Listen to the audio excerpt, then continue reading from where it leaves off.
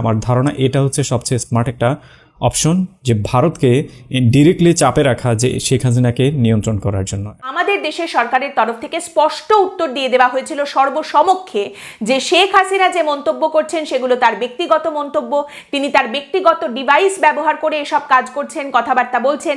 ভারতের তরফ থেকে তাকে কোনো প্ল্যাটফর্ম দেওয়া হয়নি এবং শেখ হাসিনা যে কথাগুলি বলছেন তাতে আমাদের দেশের সরকার অর্থাৎ ভারত সরকারের বিন্দুমাত্র কোনো অনুমোদন নেই।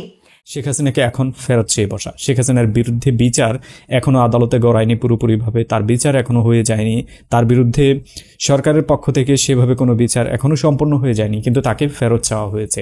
এবং এই ফেরত চাওয়া আলটিমেটলি ভারতকে এমন একটা ক্রিটিক্যাল কন্ডিশনে ফেলে দিয়েছে যার দুটো পার্ট রয়েছে।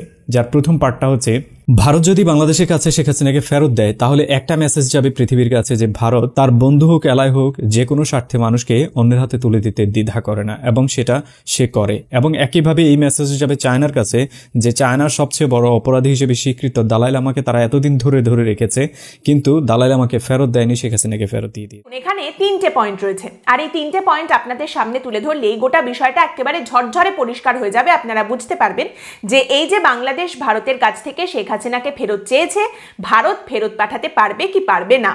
প্রথম পয়েন্ট, ভারত এবং বাংলাদেশের মধ্যে চুক্তি রয়েছে।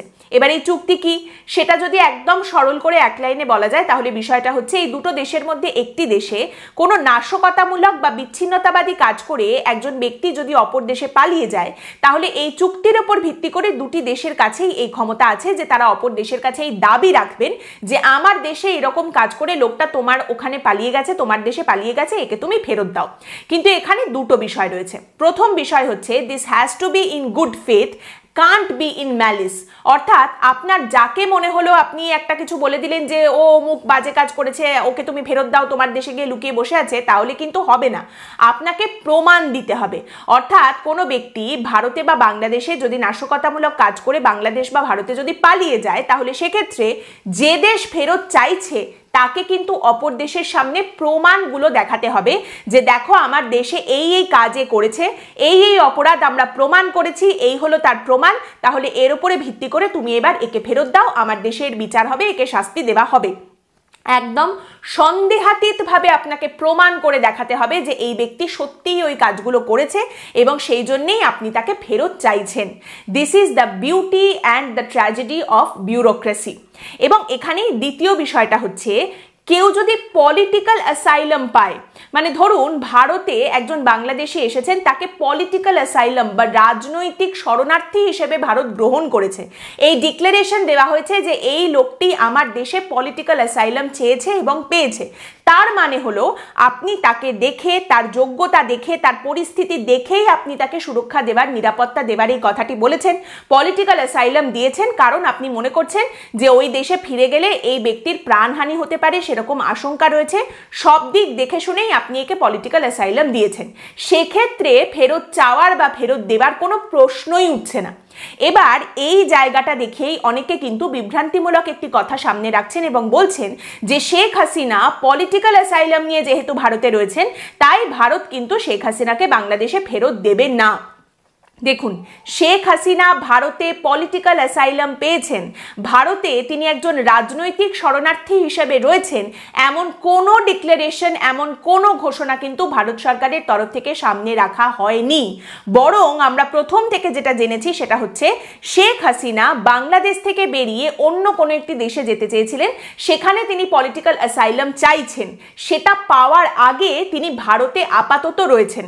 যেহেতু যে সময় তিনি তার দেশ ছেড়েছেন, বাংলাদেশ থেকে যখন তিনি পালিয়ে এসেছেন, সেই সময় বাংলাদেশের পরিস্থিতি অত্যন্ত উত্তপ্ত এবং তার কাছে বেশি সময় ছিল না, তাই তিনি তাড়াতাড়ি এসে ভারতে থেকেছেন এবং ভারতে আপাতত তিনি রয়েছেন, কিন্তু অন্য কোথাও তিনি পলিটিক্যাল অ্যাসাইলাম পাওয়ার চেষ্টা করছেন। সেখানে যাওয়ার আগে তিনি ভারতে আপাতত আছেন, ইন ট্রানজিট, ভারতে তার ট্রানজিট পিরিয়ডটায় তিনি রয়েছেন।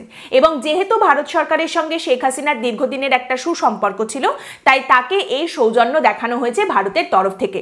অর্থাৎ তিনি পলিটিক্যাল অ্যাসাইলাম পেয়েছেন এমন কোনো কথা কিন্তু ভারতের তরফ থেকে ডিক্লেয়ার করা হয়নি, বরং অন্য কোথাও তিনি পলিটিক্যাল অ্যাসাইলাম চাইছিলেন এই কথাই কিন্তু সামনে এসেছিল।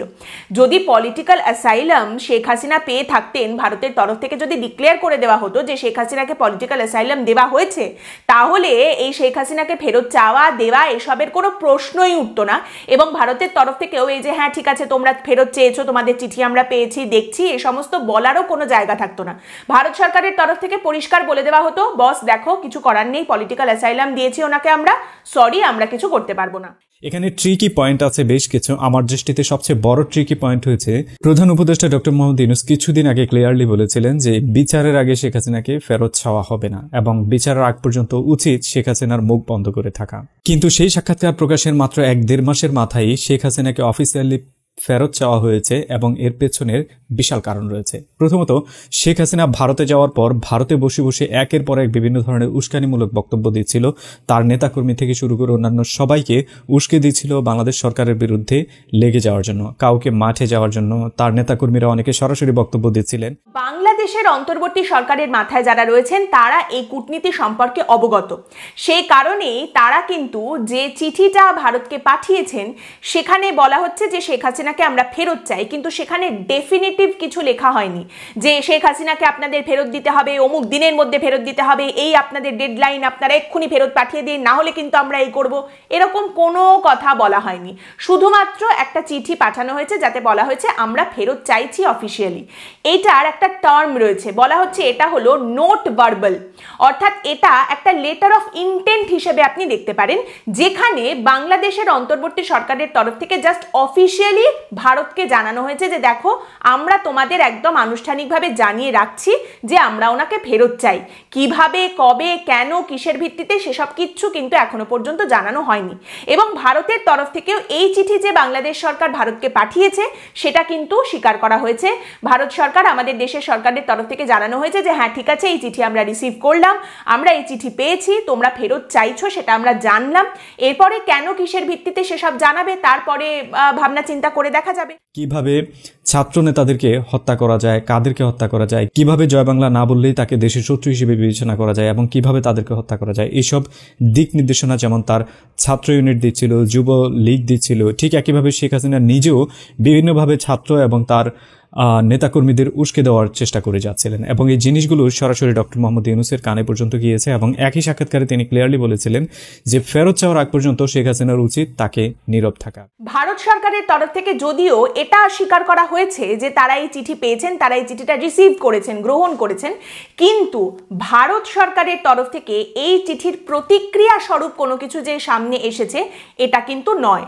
ভারতের তরফ থেকে এই চিঠির কোনো প্রতিক্রিয়া বাংলাদেশ সরকারকে দেওয়া হয়েছে এমন কথাও আমাদের দেশের সরকার কিন্তু সামনে রাখেনি। কোনো প্রতিক্রিয়া দেওয়া হলেও সেটা এখনই অবশ্যই সর্বসমক্ষে আসবে না, কারণ এটা অত্যন্ত প্রাথমিক পর্যায়ে রয়েছে। হ্যাঁ, তবে বাংলাদেশের অন্তর্বর্তী সরকার আপাতত এই চিঠিটা পাঠিয়ে তাদের দেশের মানুষজনকে এটা বলে দেখাতেই পারেন যে হুঁ বাবা দেখেছো আমরা কিন্তু চিঠি পাঠিয়ে দিয়েছি, আমরা কিন্তু চেয়ে পাঠিয়েছি শেখ হাসিনাকে আমরা ঠিক নিয়ে আসবোই আসবো, এখানে আমরা ঠিক ওর বিচার করব, আমরা কিন্তু ভারতকে বলে দিয়েছি।